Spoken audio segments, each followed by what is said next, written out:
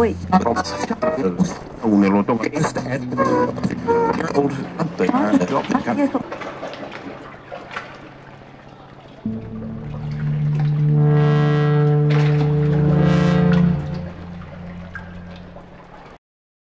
Bulletin లో breaking చూస్తున్నాం. సుప్రీంకోర్టులో కాంగ్రెస్ నేతలు పిటిషన్ వేశారు. రాహుల్ గాంధీ అనర్హతకు దారితీసిన చట్టాన్ని సవాల్ చేస్తూ పిటిషన్ దాఖలు చేశారు.